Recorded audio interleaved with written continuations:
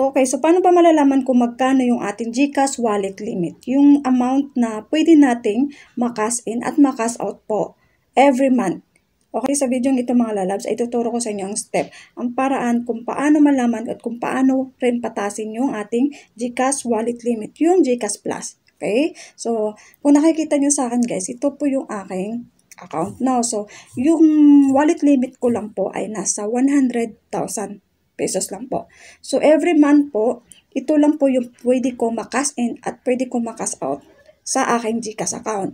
Okay? So, paano ba malalaman to? So, punta lang po kayo sa inyong pinaka-profile dito sa inyong dito sa GCash account niyo. So, hanapin nyo lang po itong My Profile Limit. Ayan, sa pinakataas po ito. So, hanapin nyo po yan. So, i-click lang po natin yan. So, sana po masundan ninyo dyan. Okay, so siya nga pala sa mga bago lang po naligaw sa channel ko, kaya naman pwede po mag-subscribe kayo dyan or mag-like kung magustuhan nyo lang po, no, ang video nito. So dito, makikita nyo dito po, ito yung makakasunod po makikita ninyo. So makikita nyo yan.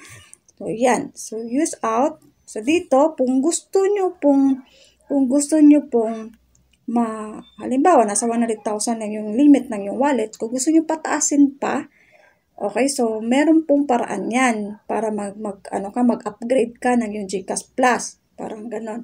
So, ito po yon. So, makikita nyo, meron pong paraan. So, okay, meron ka, register ka sa GCash, then kailangan po, number one po ay fully verified po. So, dapat fully verified yung account nyo sa GCash.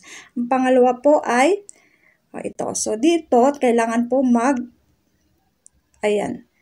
So, dito, kailangan po ay mag-link po tayo ng account or mag-cash in tayo ng account na nakalink doon sa ating BPI, sa Union Bank natin, sa Pioneer natin. So, yun. May tatlo ditong paraan dito sa BPI, Union Bank, or Pioneer. Ganun.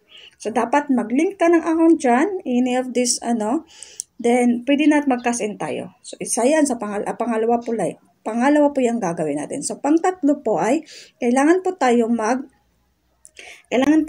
natin i-open yung GSave or GInvest sa account natin sa GCash. So, makikita nyo po doon sa pinaka-dashboard natin. Mahahanapin lang po natin yung GSave or GInvest. Then, kahit mag-invest lang po tayo, at least 100. So, yan yung tatlong paraan po para po tumas yung ating GCash wallet po. So, pwede nating magawing 500,000. Okay, so malaking tulong po yun. Okay, so hanggang dito na lang po. Sana po nakatulong sa inyo. You're welcome.